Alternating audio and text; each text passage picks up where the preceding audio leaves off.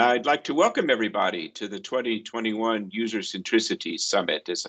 As I think everyone on this call knows, we're meeting under the very dynamic theme of how renewed focus on citizens will make government services friendlier and more effective. Now, that's not as soft a question as it sounds. We actually have all just been through the COVID crisis and the lockdown, when the provisioning of digital services with ease and speed and convenience became a life or death matter. And it was in some ways very good to see that, because we've said for years that this was not just about efficiency or convenience, that actually it went to the heart of the citizen-state relationship. And I know I'm preaching to the choir here, because everyone on this call is involved in this discussion and is a practitioner themselves. And we're delighted to have you here with us, and that you can share the time with us today. For those of you who don't know me, my name is Paul Hoffines. I'm the president and co-founder of the Lisbon Council, and I'll be your host for this meeting today. The session will run for 90 minutes. We are on the record. And let me just say, even though I know you haven't come here to hear me, there are 3 points I'd like to make very quickly before we turn to Minister Koritnik, who is going to deliver a keynote to us today, and David Osimo, who will walk us through the conclusions of the recent study we published on user-centricity. Look, I hope it goes without saying that the timing is right. There are more than 144 billion euros earmarked in the recovery and resilience facility that will be coming through soon, earmarked as concretely for digital innovation. This is big news in itself, but let me say it's also a challenge to this community, because it's not just enough to spend that money. We have to spend it well, and we have to spend it effectively. We need to make sure that we're using it to deliver better services to citizens and do all of the things that digital government promises, even if it doesn't always deliver. Secondly, there are a lot of new tools and methods of evaluation out there, both within the research community, but also the possibility of data-driven analytics, of studying the way users are using things, and using that knowledge subsequently to design and build and deliver better services. The timing is very right for a leap forward for that reason as well. And I guess finally, and this has to do with why we're here, there's a wealth of best practice and experience out there in the world. Many cities, as we all know, the forefront of the provisioning of digital services, many cities are rushing ahead, and we can all learn from each other and share with each other. And that's very much the heart and the essence of why we're meeting today and what the User-Centricity Project is all about. Look, I'll just say a couple more words about it if I can. The User-Centricities Project is a 16-partner consortium. There are 6 founding cities: Espoo, Milan, Murcia, Rotterdam, Tallinn, and the Emilia-Romagna region. Its capital is, of course, Bologna. We're delighted to welcome all of you to this call today. We have 7 new partner cities: Barcelona, Glasgow, Gothenburg, Lisbon, and Porto. And I'm happy to announce we've recently added 2 members to the project. Those are Ljubljana, and my friend and colleague Ariana Devliaka joins us today. Unfortunately, Deputy Mayor Fico had to send her regrets that she's not feeling well and had to cancel all of her official engagements today. And of course, also Helsinki has recently joined too. VTT, there are 3 think tanks: VTT, the Lisbon Council, 2 think tanks, and an association, EuroCities, that many of you know behind the project. It's big, it's crowded, and we're up to some really interesting things, many of which you will hear about in this discussion today. Look, as I said, you haven't come here to listen to me, so let me, without further ado, turn to Boštjan Koritnik. For those of you who don't know Minister Koritnik, and I think by now many of us do, by the way, he's been a real presence in Brussels under the Slovenian presidency this autumn, and we're delighted you can be here with us. He is, and this is almost embarrassing for me to say at this point, all of 42 years old, a graduate of the Faculty of Law in Ljubljana, and I'm happy to say this, like some other people on this call, a former journalist.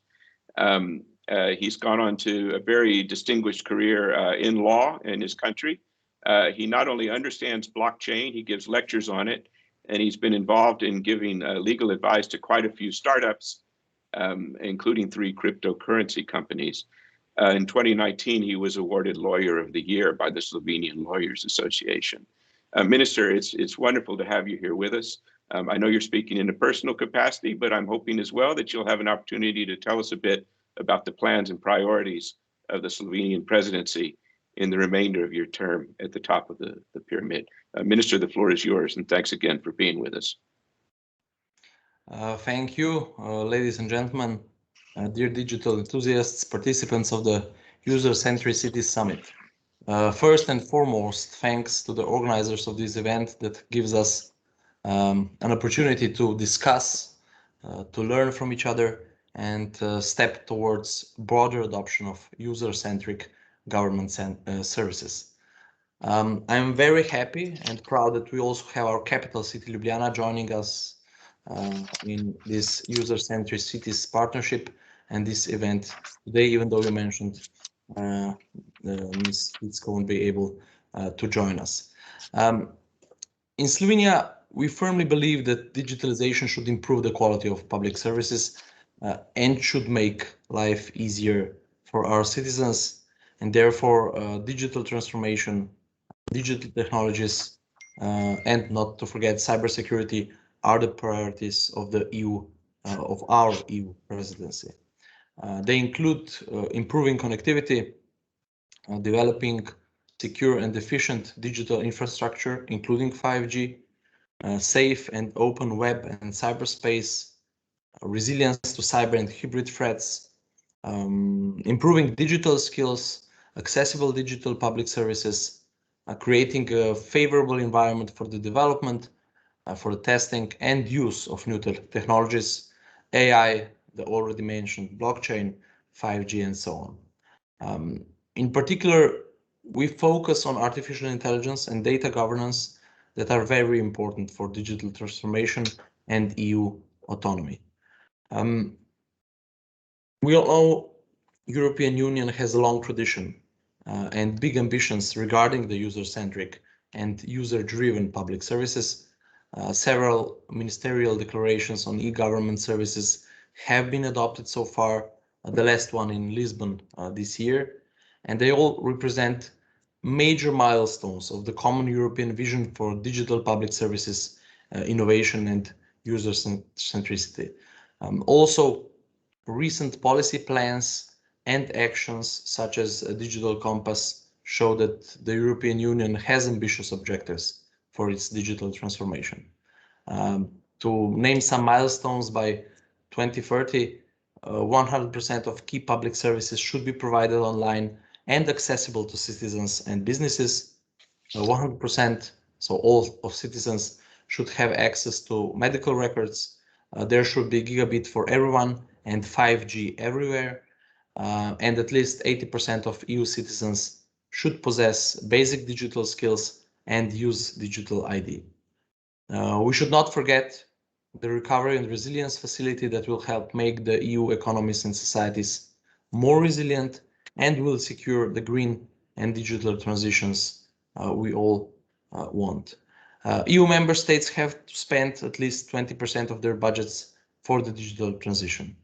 And I firmly believe that Europe can be a leader in digital services that puts users in the center. Modern technologies enable not only better and smarter governance, but also more citizen participation. And the use of advanced digital technologies is only possible if communities are in favor of digital solutions, if they know how to use them, and if they recognize their value. That is very important. Every citizen should have, in person and online, a possibility to actively, continuously, and responsibly participate in the community at all levels. So we believe that we should build digital inclusion on 4 pillars. Firstly, availability. Secondly, access. The third is civil inclusion. And the fourth, but not the least important, is trust. Therefore, it is necessary to further expand fixed optical networks, to increase the availability of mobile communication networks, also with 5G technology, and to offer freely accessible and user-friendly digital services. And as I already mentioned, with new technologies, trust is a must. I believe that fears related to the use of digital technology are overcome when users become aware of the benefits that e-health, e-government, and also other digital devices or applications bring. And therefore, we should carry out activities that will change society's attitude and stimulate trainings for digital competences and skills of our citizens. And of course, our goal is, as stated by the Commission, to leave no one behind. As regards Slovenia, our government encourages municipalities, also with financial incentives, to unify solutions in terms of opening data and interoperability. They have been including digitalization into their operations and infrastructure management and also communication with citizens for some time now. Examples of good practices are found everywhere. So testing, introduction of smart city concepts, and individual solutions began in major cities. The Open Data Hub, for example, integrates businesses, state, and innovation in producing new innovative products. However, no solution helps us if the citizens are not ready to accept it. So all stakeholders, including end users, need to be involved in digitalization processes. Ladies and gentlemen, I am deeply convinced that cities and communities are becoming launch pads for the digital transformation of the entire society. Local environments are the most suitable for establishing partnerships between stakeholders, for developing competences, and investing in digital infrastructure. The role of the state is to provide a framework for faster development, to set standards and main guidelines. Some of these topics will be addressed today, others also at the e-government conference that the Slovenian presidency is organizing in partnership with the Lisbon Council. At the conference that will take place online on 10th of December, we will focus on human-centric digital transformation of the public sector. And of course, you are all kindly invited to join us. But today, I wish you a lot of new ideas and an interesting discussion. Thank you.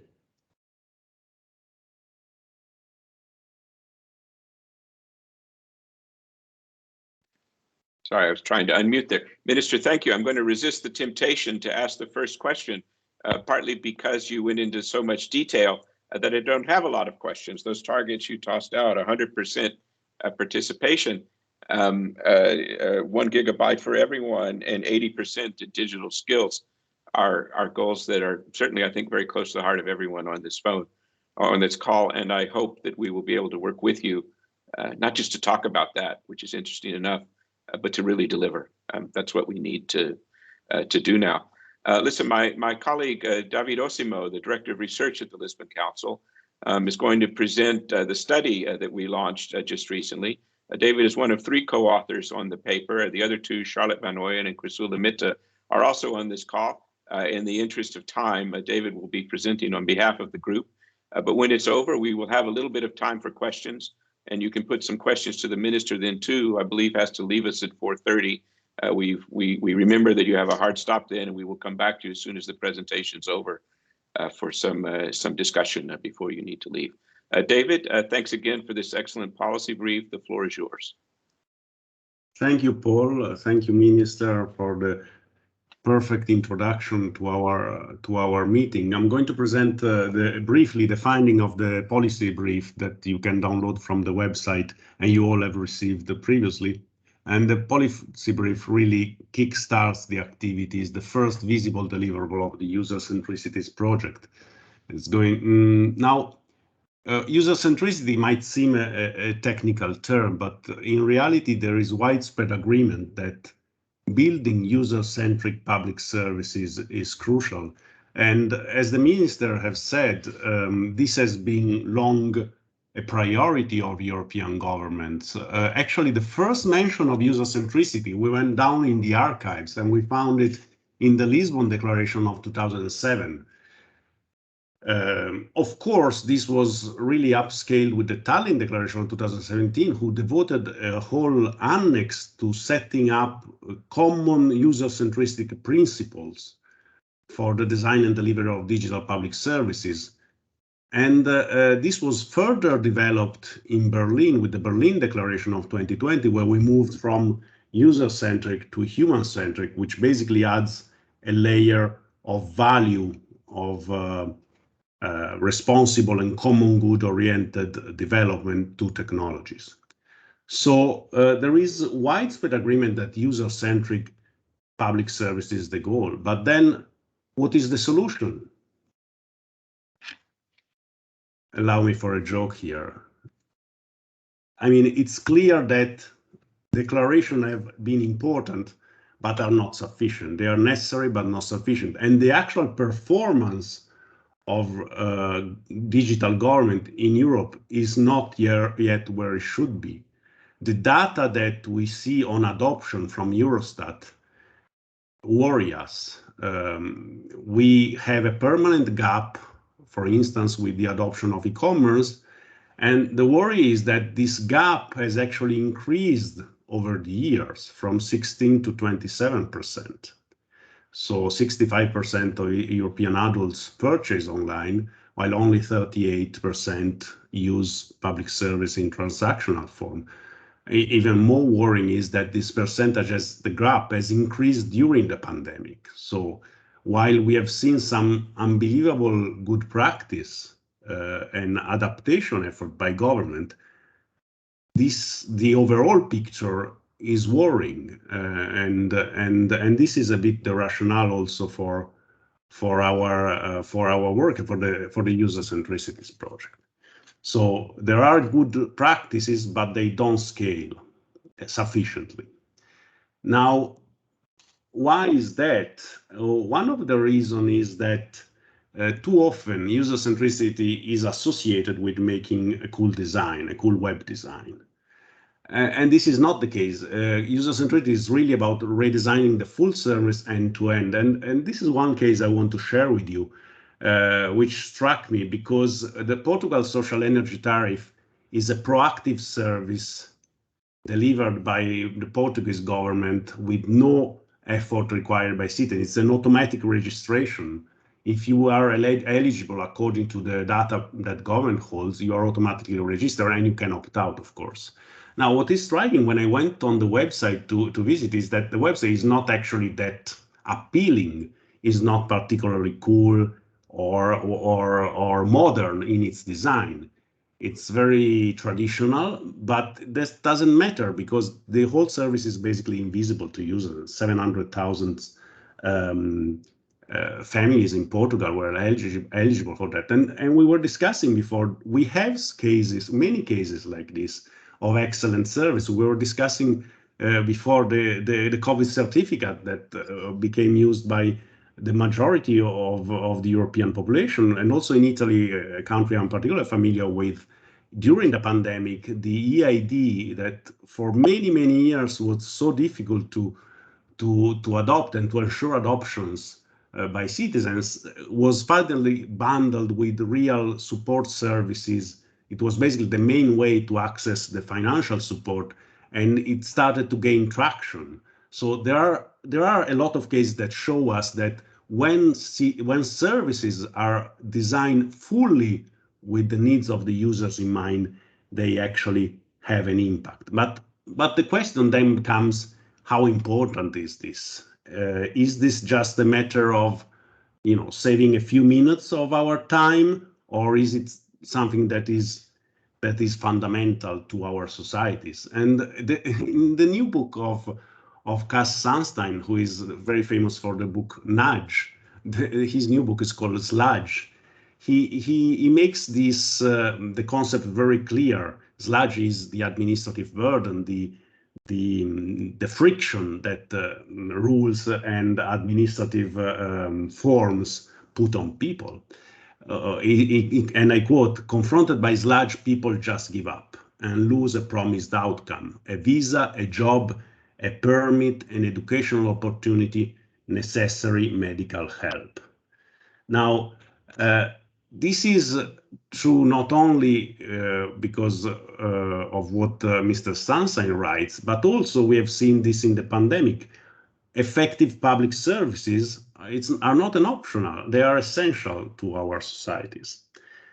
And it's not just about public services. User centricity is a wider trend.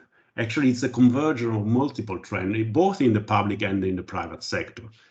Beside public service reform, we see the importance of user centricity in technological and socioeconomic trend. The trend towards servitization, which basically means that things that were first sold as product are now sold as services, like, from CDs, music was sold in CDs, now it's sold as a subscription service. This entails a stronger relation with the user, the need to really care about fulfill his needs, because the subscription can be, it's continuous relation. One can cancel the subscription anytime, but it also provides a lot of data for understanding what users want. Consumerization of IT. So usually the technology was first available in the office and then became a consumer product, and the opposite came true over the last 20 years. Consumers and workers had better technology at home than at work, and suddenly started to worry and care about the usability of the tools that they were using at work. And also platformization. It's very clear the economic importance of platforms. All the biggest companies of today's are platforms. Platforms live on, they require buy-in by users because they offer users to the providers. So the app stores needs users in order to stimulate developers to develop apps, or Amazon needs customers in order to attract people on the platform. So user centricity is basically a strong economic trend. It's a job. There are actually user researcher is a very clear job description in the private sector too. Now, if this is important, how do we deliver it? And the good news is that this is not rocket science. We are not talking about something new or something that we need to discover. Service design is mature, it's codified. We have service standards, we have user experience standard, we have academic disciplines and job profiles. And we have written a lot about it. You can find it in the policy brief. So if we know what to do, why doesn't it happen at scale? And we think it's a question of incentives. And by incentives, I mean basically two areas. There are two areas where we can work on the public sector. Of course, taking into account that government doesn't have competition, which is the fundamental incentive for serving users, for focusing on customers. So the two forces that we can ride, the two waves that you can ride, one is the local level, because cities, on the one hand, they are close to citizens, they're closer to citizens. This means that they have the incentives because they feel the pressure of citizens, but also they have the immediate understanding of their needs because they have because of this closer relationship. And the second area that we really emphasize is accountability and transparency. Of course, public services do not have competition, but they can use accountability and transparency effectively for stimulating better service delivery. And this is actually nowhere more clear than at European level and in European digital government, where probably the single most important policy tool was the benchmarking, the comparison of the performance of the member states. So how can we act on these two areas? And one way we do that in the User Centricities project is bringing together cities. We now have 13 cities, up from 6 in the beginning. As the minister said, the city of Ljubljana is the most recent partner. Cities come together to do two things. First, to share knowledge. And here we have had extensive and interactive discussion on user-centric public service at the local level. And the result is in the 6 case studies that you can find in the policy brief. Now, it's very difficult to summarize this, but if I can summarize it in 3 points, 3 key lessons learned is focus on users extensively before the development of the service, do your homework, do your research, but also focus on users after the service is delivered. Monitor usage, monitor usage statistics, and obviously the second point, iterate frequently. Iteration is the common sign of user-centric service. If you don't iterate the service frequently, if you don't release often a new version of the service, it means you're not really monitoring what users do and you're not adapting to their needs. And second, really bring in-house capacity, in-house designers, but not only bring them in, empower them, give them the power to set the rules, set the standards, the common standard across the organization. The second thing that the partners do is the benchmark, because we believe in the power of data. We define common indicators for benchmarking. Now, let me wrap it up quickly. The conclusion. So what? We conclude the presentation, the policy brief, with 5 points.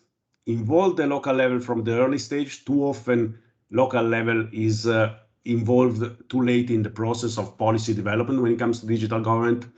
Second, use the political clout not just for the funding. Too often we are using the power to secure funding, but it's actually most important, especially now at this stage, to enforce guidelines and standards. Third, widen and extend the interoperability framework to include service standards, so not only work on the back office, but extend it to the front office. Make the publication of metrics on the adoption of digital service compulsory, and where this is something that we believe can really make a dramatic impact, have a dramatic impact on programs such as Digital Europe. Publish regular data on the adoption of these services. And last but not least, monitor at the local level, provide data. The user-centricity partner do this by self-organizing. There are many efforts ongoing, like the recent ESPON Digital project. Now, this is important that this effort is sustained and becomes a service to cities in order to deliver and to make the best use of the unbelievable and the new unprecedented amount of funding that is going to be unlocked over the next month. That's all. Thank you very much, and I'm ready for questions. Okay, thank you, David. And I know you would be your ears would be thunderous with applause right now if everyone wasn't muted. But that's the way technology goes. Is the minister still with you? Yes, minister's still here. Minister, would you like the prerogative of asking the first question? Or would you have any comments or thoughts on what you've just heard? And I recognize we're right up against the time that you have to spend with us. I return the floor to you. Well, I of course agree with everything is said, especially every mention of Ljubljana, like our mayor says, the most beautiful city in the world. So I would only add that, and if you haven't been, you should visit. Good. Well, my only regret is that the human-centric digital transformation of the public sector conference you mentioned won't be taking place there. Otherwise, I would gladly join you because it's a lot more fun than another Zoom call. Are there any questions from the floor, or comments or thoughts for the minister or for David? David, would you like to ask something? Don't force him. Don't force him. Not forcing him. I just know him too well. What is the one thing you really would like the Slovenian presidency to be remembered for when it comes to digital government? Well, I know people would remember us if we regulate roaming as it should be. So that's something that really tangible that people can relate to. Otherwise, of course, we put AI Act the highest on our list. So that's something that common project would be a rememberable thing. But you know how they say the important, let's say, monuments are the ones that you live in other people's hearts. So I hope we will leave a lot of good monuments in your hearts. Okay, terrific. Thank you. And I think Charlotte Van Ooyen has a question as well. Charlotte, would you like to unmute and join the conversation?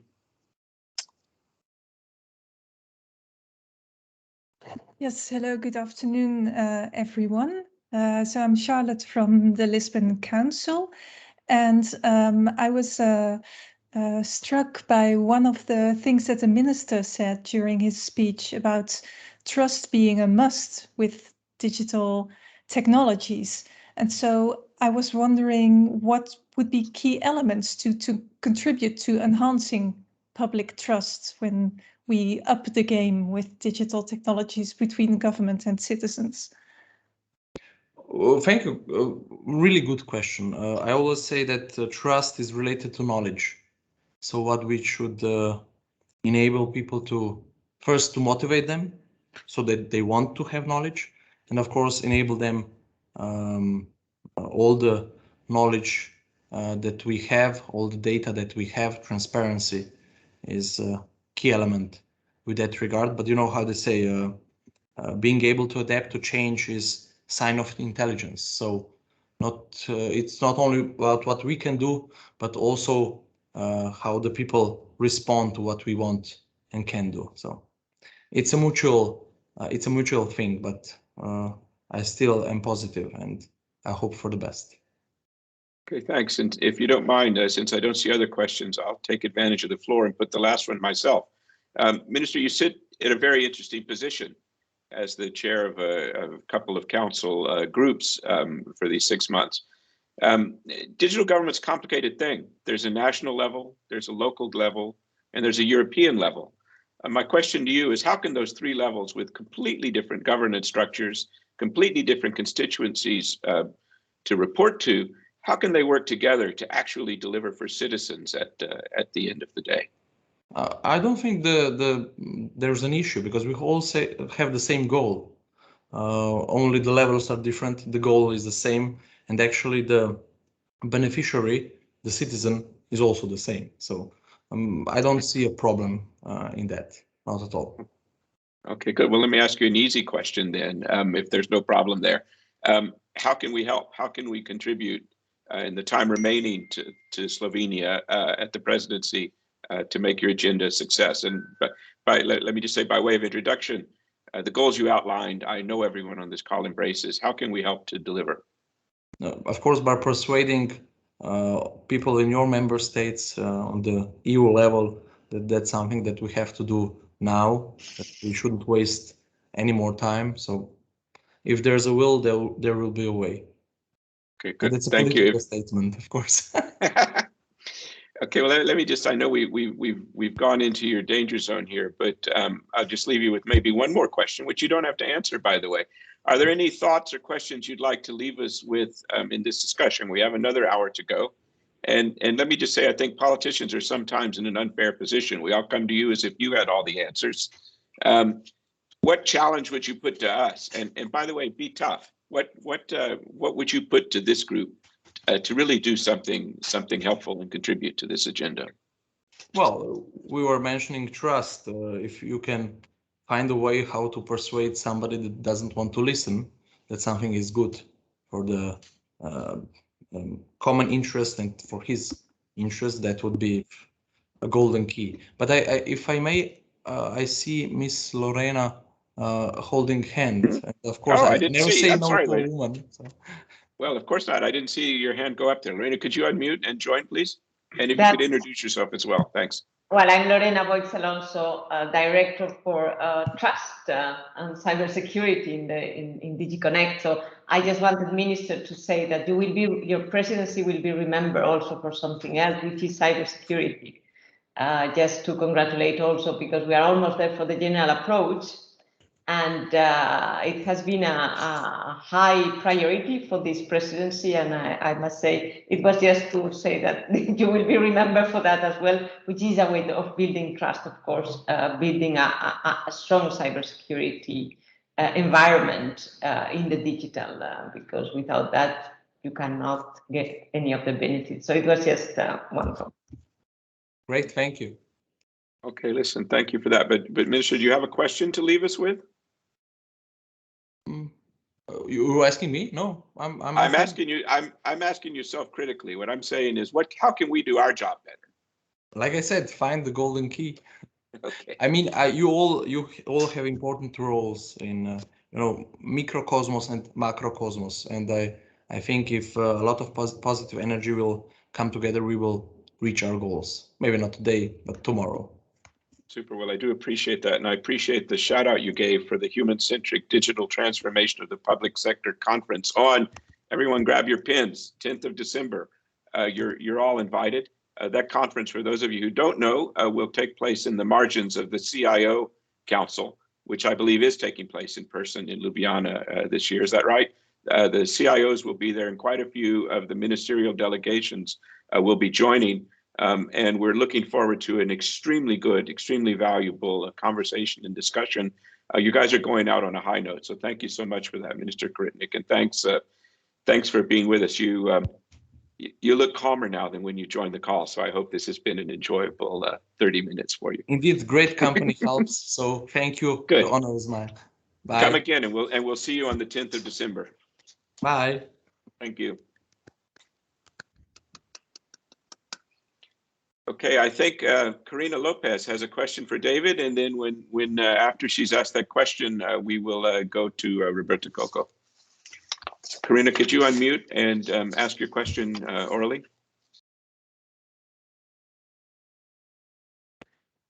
Okay, so I think I'm in mute now. David, thank you very much for your presentation. My question was around user centricity, and you talked about cities, which I totally agree the role that cities play here, also because the understanding they have about digital inclusion and so on. But how do we get governments, central governments, and here I talk about central governments, to move towards that direction? Because I see cities being a lot more agile on these issues than central governments, and a lot of issues and interactions happen at that level for many of the key services for citizens. By the way, while I appreciated the minister's answer to similar question a minute ago, your question, Karina, comes much closer to the reality that we see, which is not always a smooth relationship at that particular level. David, would you like to answer? Yes, the landscape is very diverse. So you've got not only some member states very advanced, but also some agency within the member states. So it's really diverse, and that is actually the problem. The fact that it's even, it's not just the problem that not everyone is doing an excellent service, but the citizens is having different experience with every different agent. There is no consistency. So this is a worry. I personally think that we know exactly what's needed, and I think we have seen it in practice in many member states. I remember, I'm Italian, so I can mention what Diego Piacentini did and Kickstarter in Italy, that we still have the legacy today. And I think Roberta is one of the person who is making this happen. But I also have one concrete fixation, which is open adoption data. I think we need to set the incentives right. If we force public administration to publish adoption data on any service that is created through public funding, particularly to the recovery fund, if we make adoption data public, compulsory, we immediately set a powerful incentives to create services that meet users' needs, because decision makers, and we know how complex it is, decision makers will immediately select and orient their choices, taking into account that the results will become visible. And this will influence the behavior and will shape the collective behavior, not the behavior of the single decision maker, but the behavior of the system, which is what we want to change.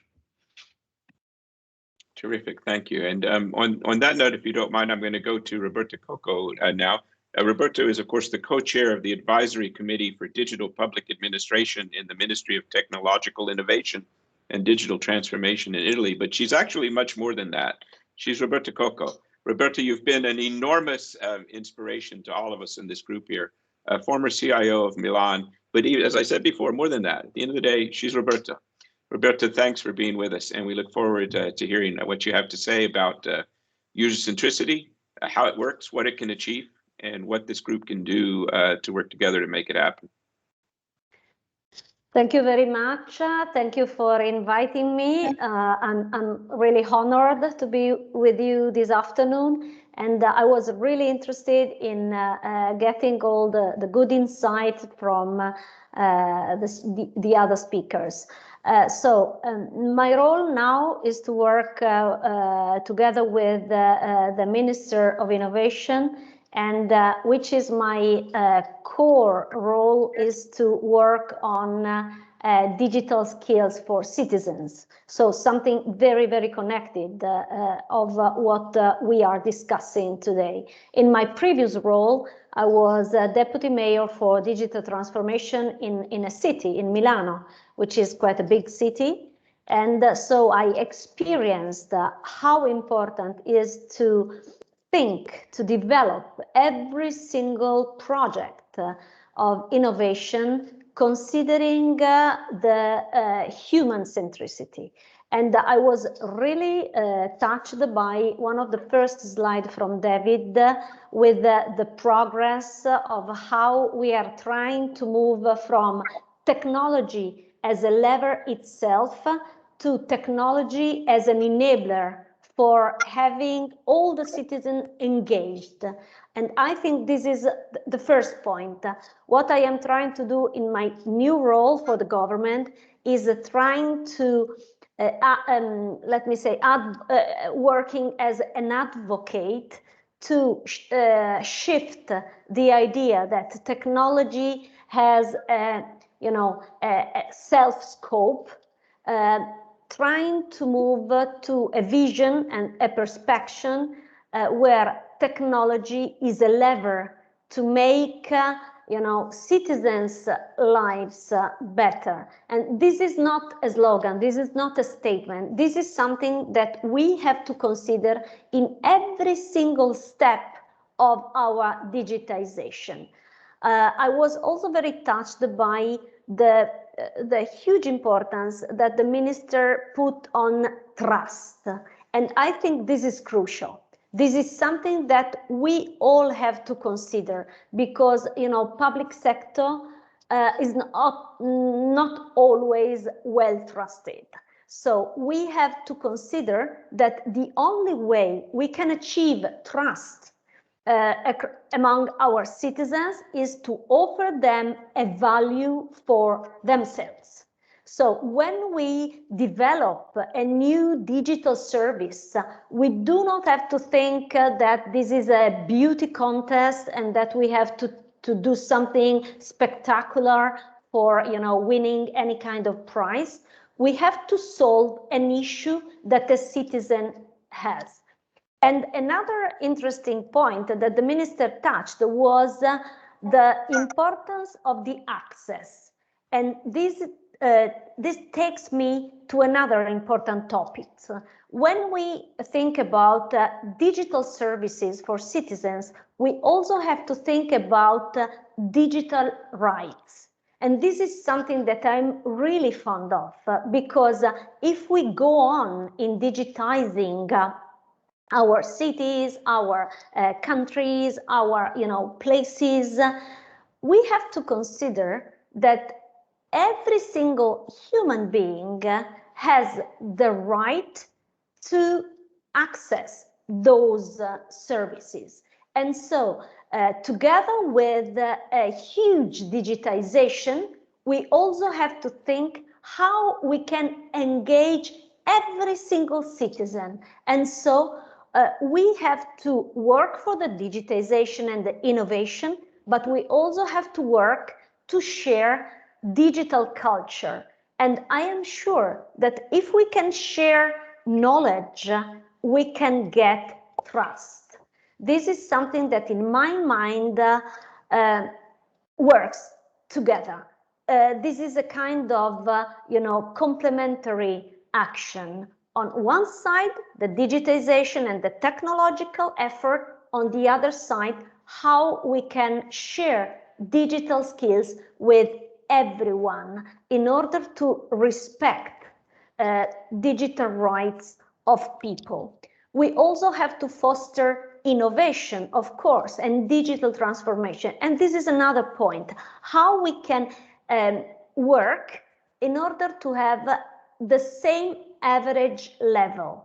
And I think that networks like yours, and I'm really, really very proud of being part of this network, we have to share metrics, we have to share scorecards, we have to be able to compare one another, not for being the best one, the best in class, but for trying to learn from each other and to understand where we have to focus if there is another entity which is more and more advanced. Something that I started at the very beginning of my mandate with the Mayor Sala in Milan was what I called digital bridges. So I tried to set up digital bridges with the cities around the world that I consider to be much more advanced than we were. And it helped me a lot to work with Barcelona, to work with Helsinki, to work with New York, to work with Tallinn, because I learned a lot and I could understand where I had to focus.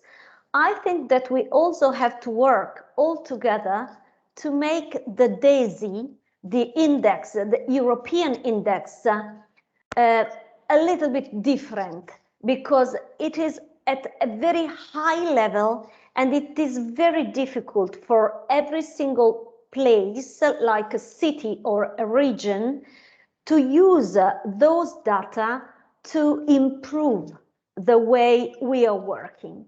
The last topics, because I don't want to take too much time, the last topics I want to touch is how we can engage territories and small areas to make them more aggressive in digitization, because we think how governments can do, how region and how cities. But if I think of Italy, and now I have a huge challenge with these, digital skills for citizen topics, how I can work with small cities, how can I work with them? And I think that this kind of network also can help us to make a kind of average digitization, so that we can work in our places, in our country, to engage every single citizen. So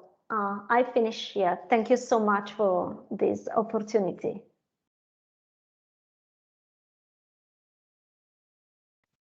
Paul, you're muted. I'm sorry, you would think after a year of this I'd be used to this technology, but apparently I'm not. We'll go now to Ariana Devliaka, who joins us from Ljubljana. As many of you know, Ljubljana's just joined the project. And Adrian, let me just say on behalf of everyone else, we're delighted to have you. And the floor is yours. You have 5 to 7 minutes, and we'll continue the discussion, and we'll come to questions from participants a bit later. Arian? Okay, thank you. Hello, everyone. First of all, I would like to thank you for the invitation and the opportunity to participate at this high-level summit. So let me say a few words from, let's say, city of Ljubljana point of view. As we can see, the digital technology is now present in actually everywhere. And in public and also in private life, each of us uses it more and more because we know it is a great tool for accessing information, communication, various services, and supporting business and administrative processes. In the city of Ljubljana, we are aware of all of this, but at the same time, we also know that information technology is just a tool that must serve the basic goals we have set for ourselves in the city. So despite the great possibilities, the value of digital solutions is primarily determined by their actual use, as we already heard today. So we do not benefit from a cutting-edge technology solution if people simply do not like it, or they think it is useless and therefore do not use it. If I focus on Ljubljana, how we approach these digital challenges, we are developing digital solutions and we are constantly follow the principles that are also consistent with the 6 OECD principles for successful digital government at all levels, including in the case of the local community. You know, these 6 principles, they include digital by design, they include the administration as a platform, data-driven public sector, open by default, and of course, user-oriented way, and finally, to act proactively. As an example of the practical application of this principle, we can mention the elaboration of a new strategy for the digital development of the city in Ljubljana, because everything starts with the strategy.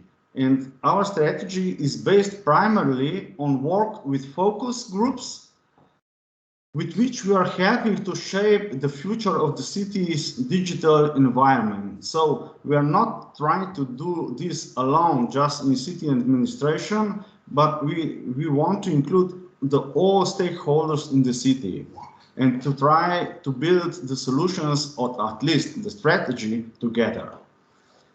We also have so-called portal, or let's say mobile application for comments, suggestions, and incentives from citizens, which is also an excellent example of active participation, as we receive more than, let's say, about 100 initiatives per week, and we have received so far in the last few years more than 45,000 initiatives, and about 99% of them we also responded to, because the quick response and the feedback of to the initiatives, as well as the constant monitoring by the mayor himself, are key to the success of this digital channel of collaboration with citizens, through which we receive a lot of valuable information and suggestions. We also have so-called online website called Moment in Ljubljana, which provides up-to-date and timely information on mobility projects, events in the city, the state of various environmental parameters, of course, the city administration's response to citizens' initiatives, and so on. It is simply a platform, a collection of the most up-to-date information from various systems, which in the future we will develop into a form where every citizen can select the information and services then interested them, based, of course, on the various life situations and their personalized mobile application. So a green, active, hospitable, fair and inclusive modern capital are orientations that we have been pursuing very successfully for last years, last decade, as evidenced by numerous awards and enviable rankings of Ljubljana in various international assessments. Digital Ljubljana for us is therefore not just a goal in itself, but a highly effective means by which we will implement our strategic directions even more successfully and bring the city administration even closer to the residents and visitors. So let me conclude like this. At the end, we see that digitalization offers us many challenges and also great opportunities. So just let's do it. Let's build user-centric services in so-called co-opetition, meaning let the cities be competitive, but through cooperation. Well, I was short, I hope, and thank you for your attention and welcome to our beautiful green capital. Well, I look forward to that. Listen, Hillary Clinton, the American politician, once wrote a book called "It Takes a Village," and we've had some very good interventions from the public servants on the call, but now we're going to hear from the private sector. Matteo, we don't expect you to speak on behalf of the entire private sector, but we would love to hear more about how an enterprising, successful startup like yours sees this question. Why is user centricity so important? And what can you contribute to this? And let me just mention, Matteo has a presentation, which I would appreciate if our control room could fire up now. Matteo, you have 5 minutes, and thanks for being with us. Thank you so much, and thank you everybody for having me today. It's a pleasure to join the conversation.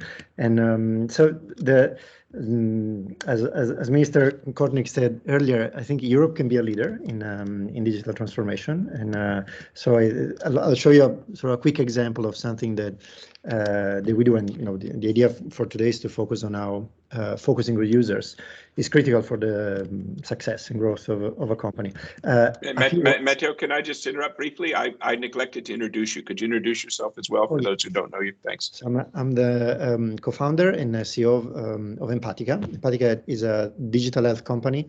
It's a spin-off of the MIT Media Lab. The founder, I'm actually Italian, and I also grew up as a kid dreaming about a common and strong Europe. So I'm a great fan, although I work mostly in the US.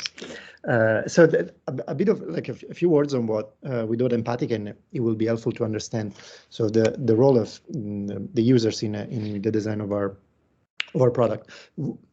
What we do is as a company, we build technologies to try to understand what's going on to people in real life outside of the hospital.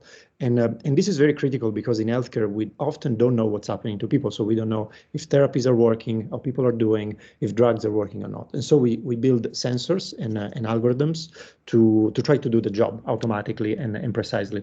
We focus on things that are difficult to do, especially in neurology. We've done work on epilepsy, migraines, pain, sleep, stress, and other areas.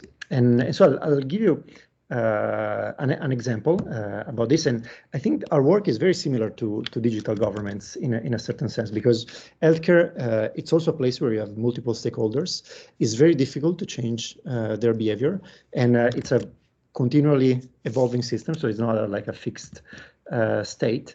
And also sometimes some of these things are not really optional. People are forced to do it one way or the other. And so I'll give a quick example of one of the products that we've done that's on epilepsy. I think you can see my screen, hopefully, with the pictures. Great. So you can see here, this is a first product that we worked on, and this was the state of the art on the left side on seizure detection. So people can happen to have seizures at any point, and they can they have no way to get an alert and having caregivers to intervene. And so the work that we did was to design new sensors that were wrist-worn on a wearable, and also an algorithm that could automatically detect what was going on to people and send an alert. And we actually designed and got approved the first product approved by FDA, and it today is still in the market. Is the only product that's available. What we provide is monitoring for patients that can be used by doctors and clinicians to see the state of the patient. But we also provide alerts, especially for people that might have a seizure at night, where it can be life-threatening. And so it's a very critical job. And so it's one of those kind of infrastructure services that you would assume any experience or any design would work, because it's something that is a must for patients. And it's also, I think, a case, we were talking about trust and the role of AI in the future of Europe. I think, as a technologist, of course, I'm an eternal optimist about how technologies can help people live better. Yet AI sometimes has a bit of a bad reputation, something that can, threatening to people. In this case, AI is doing the job that it should do. So it's actually making people's lives easier and safer, and is also having people having a better life. So that's a sort of a quick intro on this product. And the goal of my sort of words would be to sort of like two insights that might be helpful, I think, not only for healthcare, but also for digital governments. And the insight number one in the work that we do is it is very important to understand why people come to you and use your product. And so there's a framework for people that develop products that's called the jobs to be done lens, and so you kind of think what are people, users, hiring you to do. And in the case of the epilepsy product that I showed, you would assume, well, you know, doctors want to have a better understanding of epilepsy. They want to see if the treatment is working or not. They want to see how people are doing. And, you know, that's actually not the case. The reason why people come to us is because they want peace of mind. You have a lot of parents and a lot of caregivers that are very stressed and in a perennial state of anxiety of not knowing when the next event is going to happen. And so they don't pay us to actually provide a pretty report on how many seizures someone had in a month so that they can adjust the drug. They want to have peace of mind. And so, you know, as David was saying before, about the servitization of economy, we don't sell a device that does a medical device. We sell peace of mind to our users, and so that has to be very clear, because the way you design your products, the features, the setup must be following the jobs to be done approach. It's not like what you think on a superficial level the work that you're doing is, and sometimes it's not straightforward. And so so I think we should ask ourselves always, what is the job the users are hiring us to do? And the second point is actually about the experience. You know, they said before, it's not about design, and that is true. But experience is not something that's optional or it's cute or nice to have. It's a must. And so, you know, a common thinking in healthcare is that because people have a disability, because people have a worse quality of life, therefore anything goes. You know, that you can get away designing a terrible service or a badly usable product. And so, you know, I think, of course, you know, to us that's very short-sighted, but it kind of makes sense. You know, if you have to compromise technology and the experience, of course, the technology is more important, because that's what healthcare is about. You want to get the job done in a high quality fashion, even if the experience is poor. So we chose to have an opposite approach. So we thought, because these people have a disability, because they're suffering and have terrible level of anxiety, they should deserve to have better experience, and they should deserve to have better design, not worse. And then you know, it's as if like, because people are healthy, then they're entitled to have a better experience. No, that should be the opposite. People that have a worse quality of life should have better experience. But you know, even of course, this is a lofty goal, but it has practical implications. The only other product that was approved by FDA to do a similar job to ours, they didn't follow this approach. They had I would say, traditional healthcare approach of getting the job done and providing the service without like sort of involving the experience. That company is no longer in business, and so the market, even for a job that was life-saving, didn't sort of reward them with like survival, which is very important in the private sector, because of the experience wasn't up to scale. And so I think the insight that I think it translates exactly. Also for digital governments is, even if your product is life-saving, and even if it's not optional, even if it's a critical infrastructure, even if you think that users will take your product for granted because they don't have any other option, even if they don't have any other option, you shouldn't skip the hard work. And so you shouldn't start with that assumption. And so I think we should ask ourselves, how can we make the best experience and a memorable experience, even if, you know, users don't have another option? Thank you. Thank you so much, Matteo. And speaking of jobs to be done, it's now my very great pleasure to turn to Lorena Boix-Alonso. Lorena is, of course, the Director for Digital Society, Trust and Cybersecurity at the European Commission, but she's actually more than that, as I said before. Among other things, she's driving the next generation EID discussion within the Commission, and I hope you'll have a moment to tell us a few words about that, because it's a fascinating project that we totally support and would love to find a way to help you make a success. Lorena, my question to you is, what are the plans and priorities for the European Commission in this area? And we've saved you for last, mostly so you have a chance to come back and comment on anything you've heard and seen here today. We'd be delighted to hear your thoughts on the discussion so far. Lorena, the floor is yours, and thanks for being with us. Thank you very much, Paul. And I like very much how you have described EID proposal, a next generation EID. I really love it because this is what it is. Basically, we are shaking the current EIDAS regulation and making something completely and radically different from what we have today. This is very much because we have decided to look at the user. We have decided to move from something that certainly and unfortunately has proven not to be very user-centric to something that we hope will be. Of course, and as you were mentioning before at the beginning, it was David, in fact, who was mentioning it, that the COVID pandemic has helped to a certain extent. It has helped, I would say, to create a very strong demand for something. Then, of course, some governments have been able to reply to this demand, others have not. You gave the example of Italy. Indeed, in Italy, you pass from, I say you because I see Roberta and you yourself, some Italians in the room, from having from having 6 million users to having today 25. This is amazing.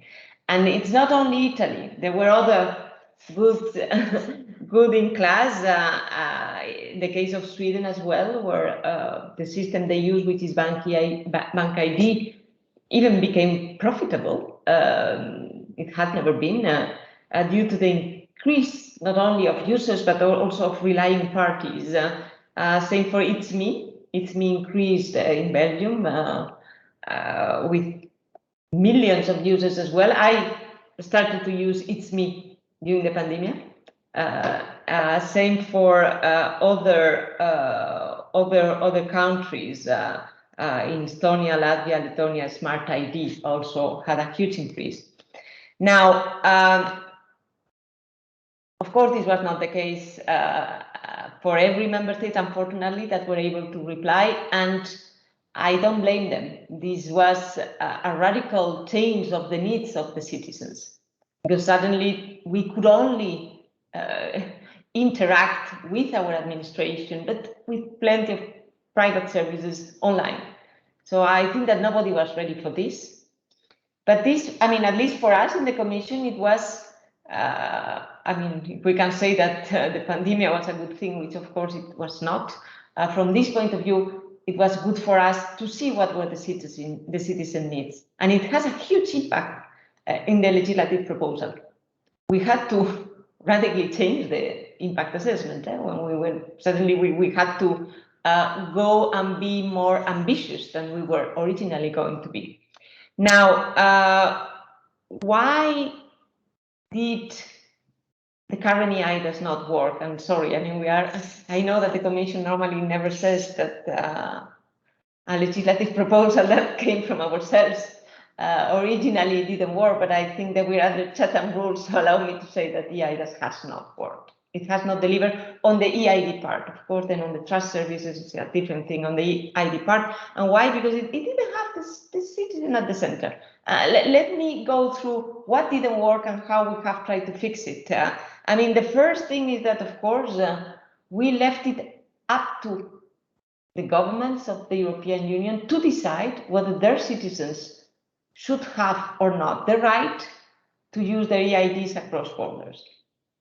And only 14 member states decided to do so, no matter what the needs of the real citizen was. This, of course, we are changing, and now we are proposing that it is mandatory for every member state to offer to their citizens an EID that can work across borders. Second, if you look at the type of citizens that was targeted by the current EIDAS, basically we were targeting the needs, we have measured that now, the needs of 3% of the EU.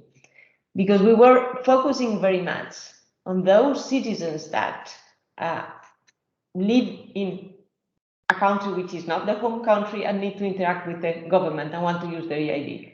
I mean, this is, I mean, I am one of those, but this is not the average citizen in the European Union. Now, what we want is to look at what the citizen needs And we have seen during the pandemic that there are plenty of citizens that are currently on a daily basis interacting across borders, but not only to ask for an administrative paper in another country, but for many other things. They are exchanging documents, whether it's the driving license or whether it is my law degree because I'm applying to a job. I mean, there are plenty of interactions of the normal citizen that today, and that are linked to the identity of the citizen, that today they cannot deal with them.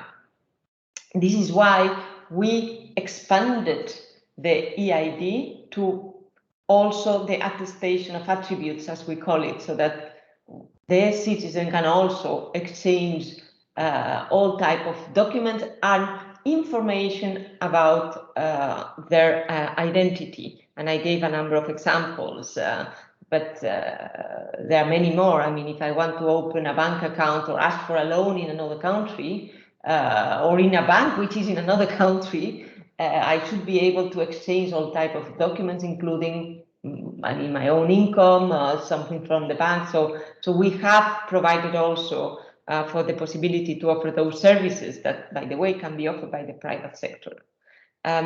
Then something that, of course, was not very user-friendly is how this should look like.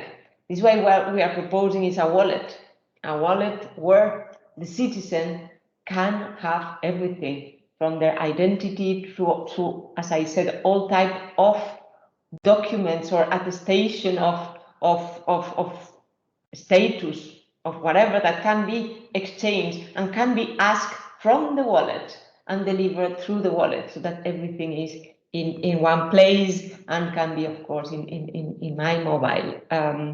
Then something else that didn't work, and this has been a huge problem, is interoperability.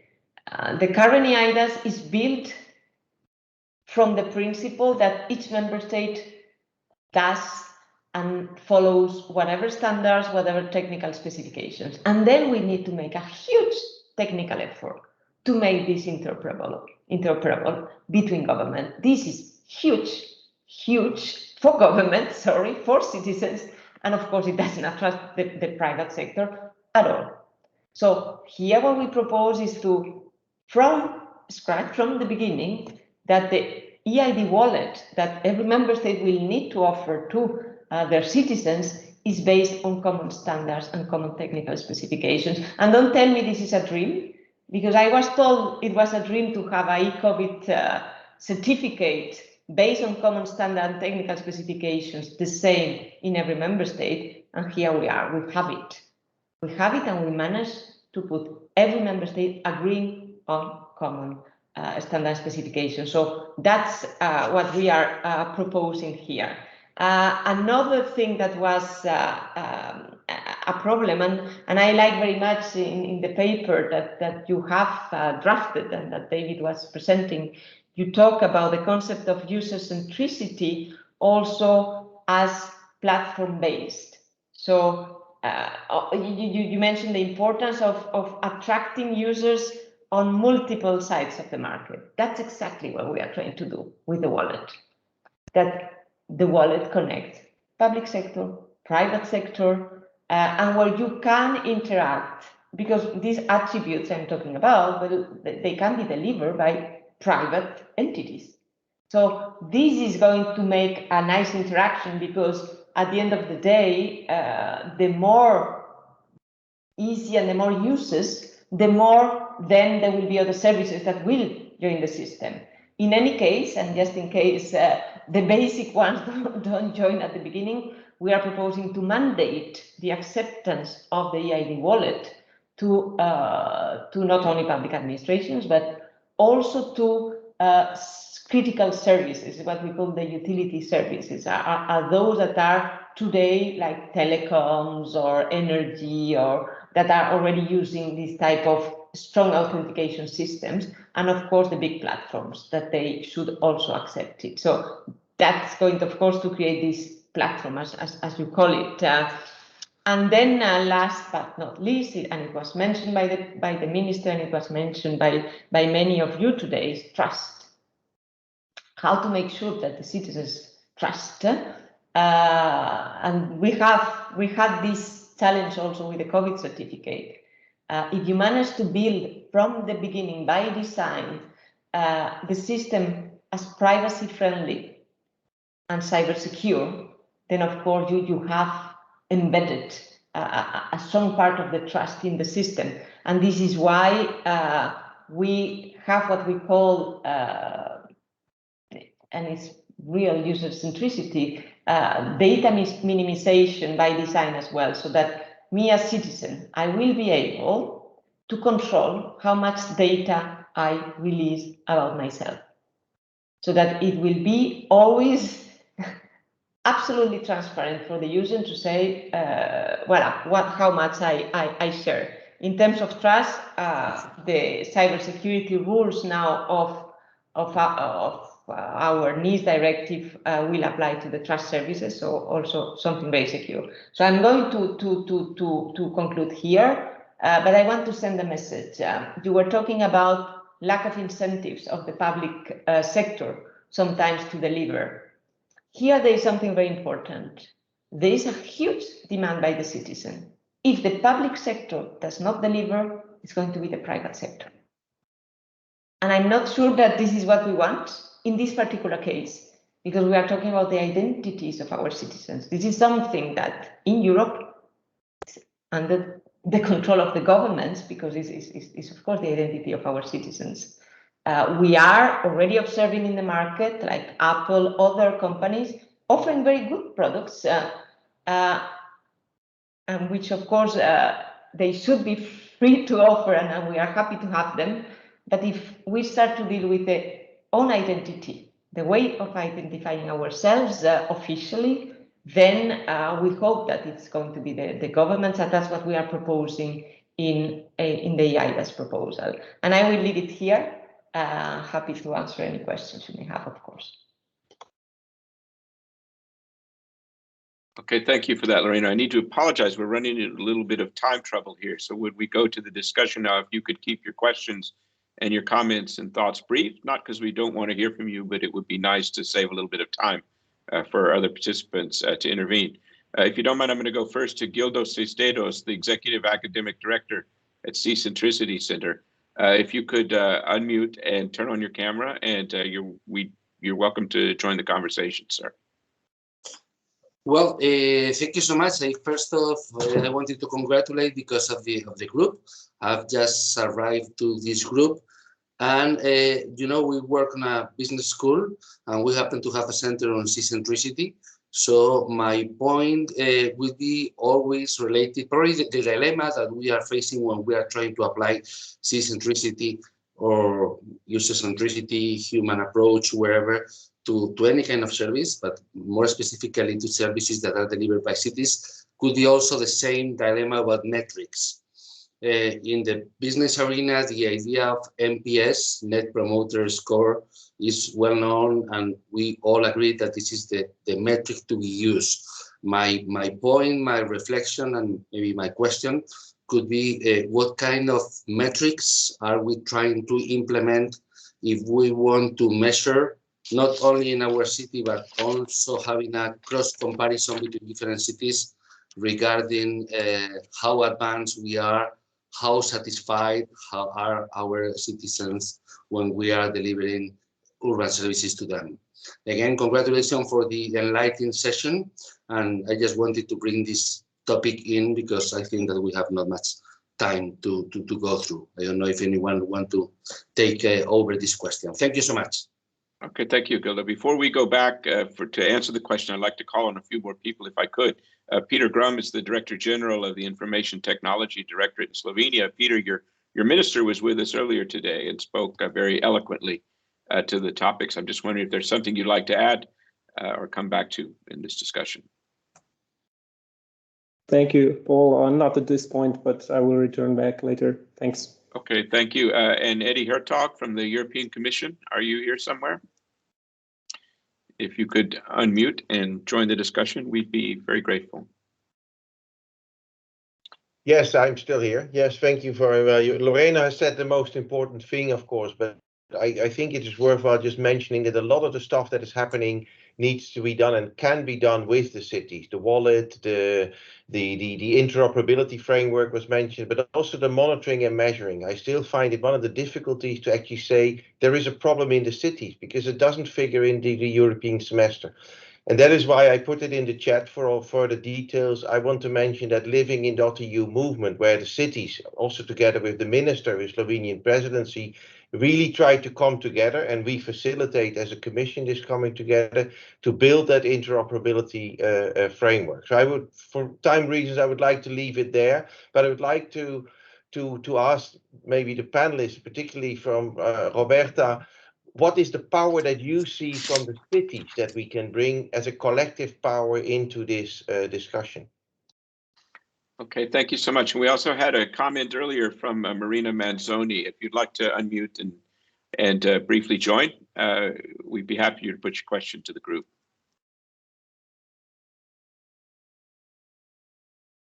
Thank you very much for giving me this opportunity. It was rather, well, the question on AI maybe we're referring to, or the comments on the adoption of the Digital European program. Well, you can ask whatever question you want. The floor is yours. Yes, thank you. No, it was rather a comment. I would say that with the adoption of that Digital European program, we are offering a huge opportunity to all stakeholders from international to national, regional, local level to unlock the budget potential that this project would give, especially when considering experimentation and sandboxing, and therefore experimenting also regulatory frameworks that have been developed by the European Commission at a local level.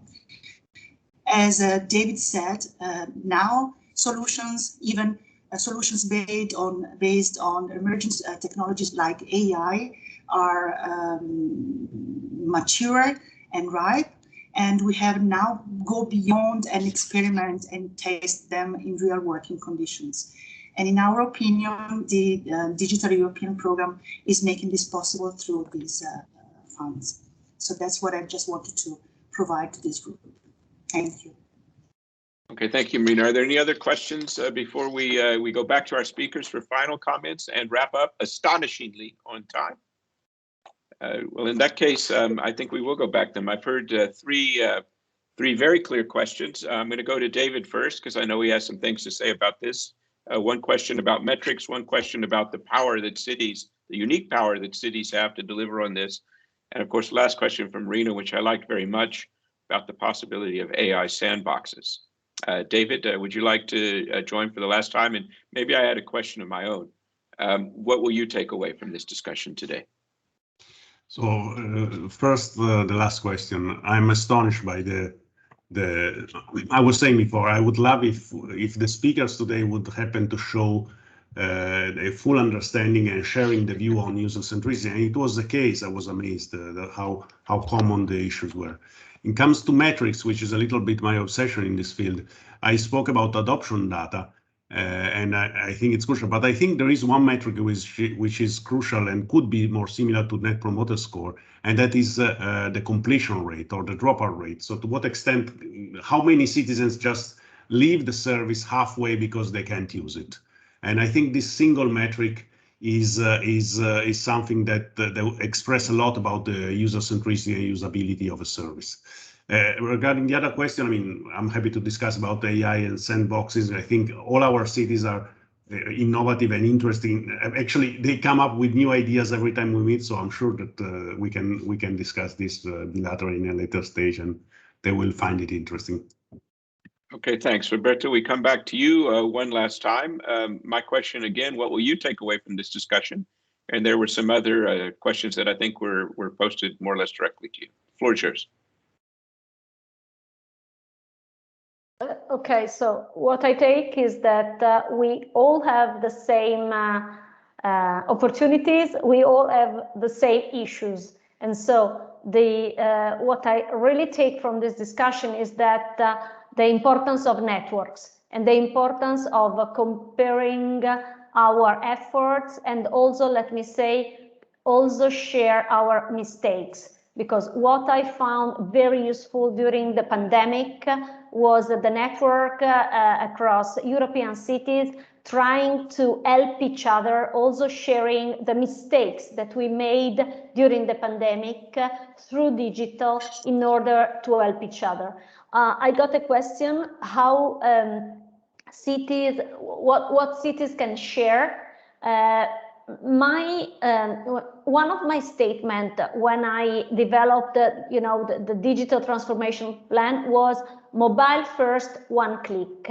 This of course is a kind of slogan, but this is something more. I mean, every single service on digital should be conceived and developed to be on mobile phones, because every single citizen has a mobile phone in his or her pocket, and so we have to think about the digital service going through the device that everyone is able to use, so the mobile phone. One click is a kind of mantra trying to give us the obsession of simplicity. So something that you have to consider when you develop a survey is that you do not know which is the level of knowledge of the citizen. And so you have to be completely simple, easy and simple to use.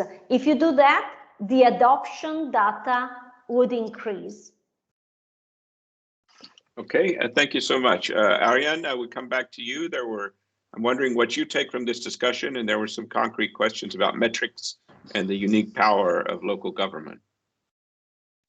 Well, my takeaway will be the next words. So we heard a lot about importance of unique and common e-identity through all the countries, platforms.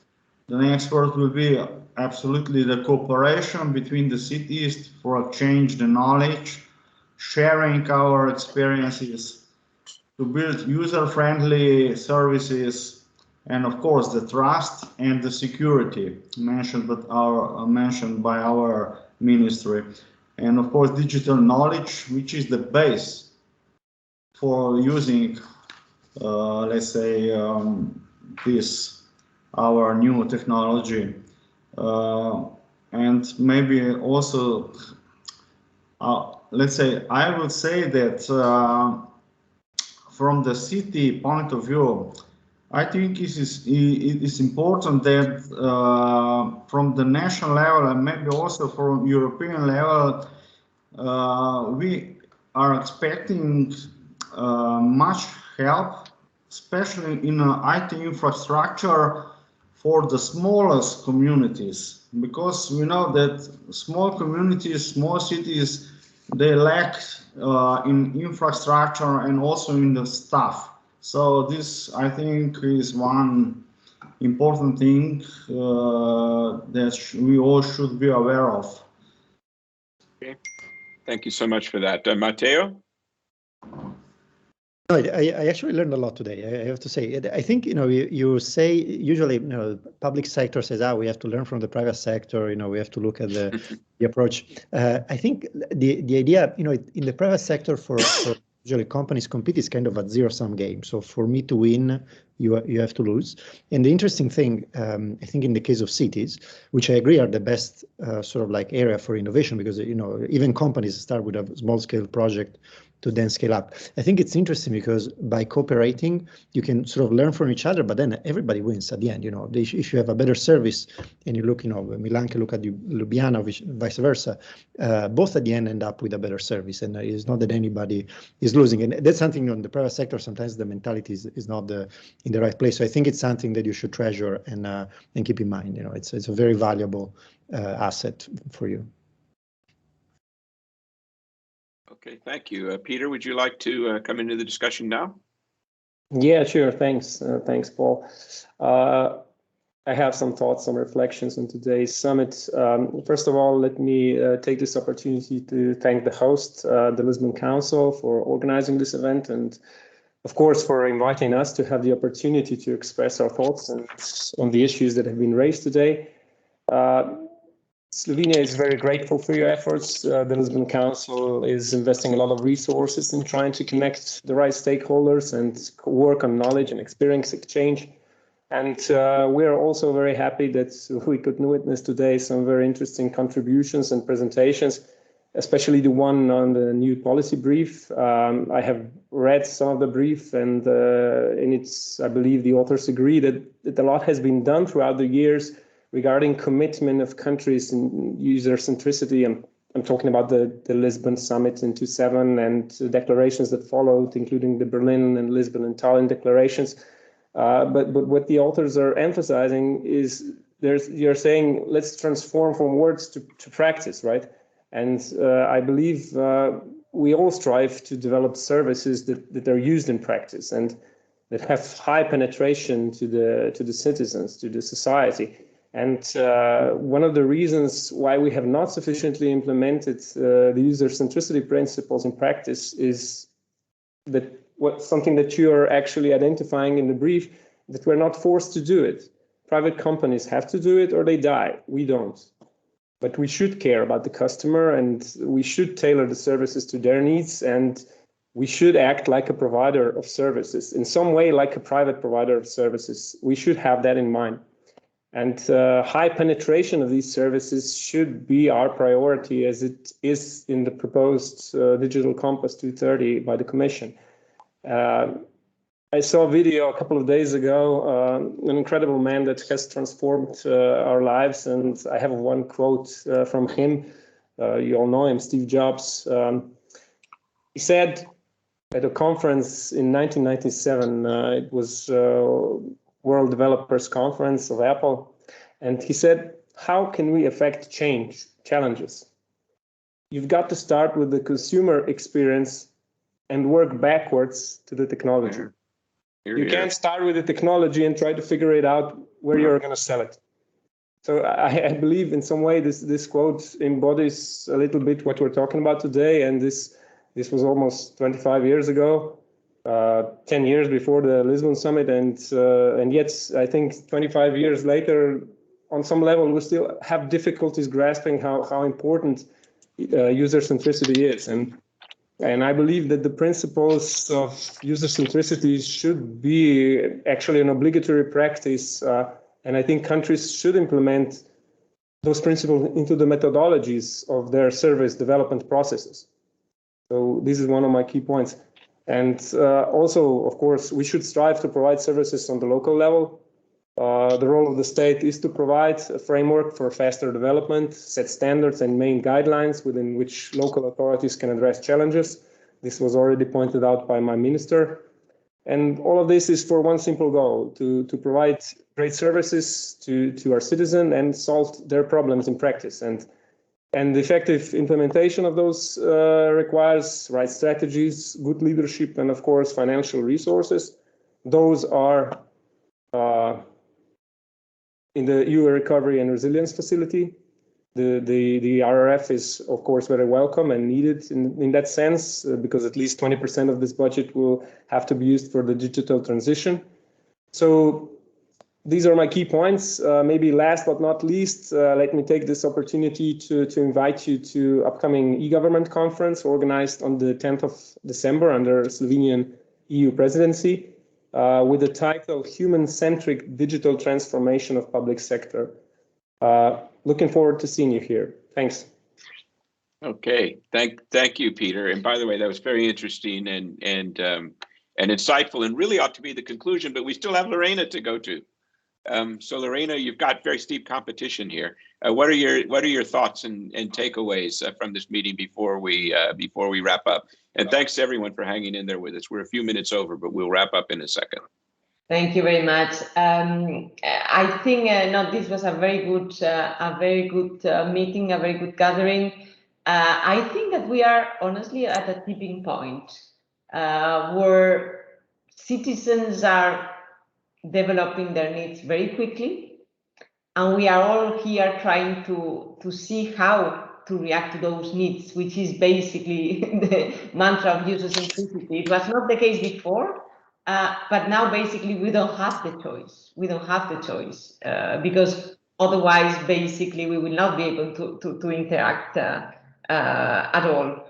Now, just I wanted also to mention, because I see a lot of comments about measuring user-centricity. I just wanted to recall that there is not only DESI, but the e-government benchmark, which is about to be published, and one of the benchmark, of course, is user-centricity. So I think this is going to be published in the next 2 days. But also, and it has also been mentioned in the context of the digital decade, where, as other colleagues have mentioned as well, you have a number of benchmark and targets. The Commission has announced within the cooperation mechanism a way to monitor, which will be based on DESI, but will not be DESI, to measure the progress against the target. So all this is going on, and also just to mention, because it was also mentioned, the Digital Europe program and the possibilities it has in terms of testing facilities, that we have just adopted it. So if you have not seen it yet, please run and read it, because we just adopted it. So it was just the good news after a lot of work. It is out there. So please go and apply. Thank you. Okay. Thank you, Lorena. And now it falls to me to conclude, and I'll do my best to be brief, though. Like all of you, I've just taken part in this extremely warm and interesting conversation. I just wanted to repeat something that one of the speakers said about the importance of learning from our mistakes. I think in particular in this context, that's a very key point, because sometimes public sector is very conservative. People are more worried about risk and things going wrong than they are about experimenting and getting things right. And the openness that I've heard here today is very encouraging for success in the future. We need to get over the idea that if anything goes wrong, it's terrible, because actually mistakes are some of the things that we learn the most from. Now, I'm not telling everyone to go out and screw up, but I am saying that openness is exactly the right idea behind this. Lorena, I've also appreciated your candor on interoperability. We've followed this dossier for a long time, and I completely agree with you. It wasn't entirely successful. Now, that doesn't mean there was anything wrong with it. It was the most the Commission could do or deliver at the time. But I'm delighted to hear that you guys have assessed it in that spirit and are ready to move on. By the way, I very much wish my friend Sim Sikut, the CIO of Estonia, who will be retiring soon, were on this call, because he would tell you the story of the once only directive, which when I once asked him what it took to make that a success, he said it was only a success when we made it mandatory. And they went into it with an agreed standard that was good, that they consulted with everyone on, and then they made it mandatory. And it sounds to me like that's what you're doing. And once only, in particular, in the domestic context of Estonia, is one of the great European success stories in this area. It's amazing what they were able to accomplish with that single reform. And maybe just to stress something David said, iterate. Do it once, learn something, do it again. Let's keep that spirit of openness going in this discussion. Look, on that note, I have to thank all of our speakers, all of our participants. There's quite a few of you who weren't able to intervene, but we know you're out there and we're delighted you could stay with us that long. There's also a lovely 13-page policy brief that's making the rounds right now. I would encourage you all to go and have a look at that if you haven't yet. Many of the ideas that were discussed here are there. And regardless, we'd love to hear from you about it, because this is not a speech from a podium. This is a dialogue, it's a conversation. And it wouldn't be the dialogue and conversation that it's been if it wasn't for everyone. So stay involved, stay with us, and join us again on December 10th for the human-centric transformation, digital transformation of public service conference that will take place in the margin of the CIO Summit. Thanks to our speakers, thanks to you, and thanks to my lovely team that's been working around the clock for the last few days on this. Have a nice evening.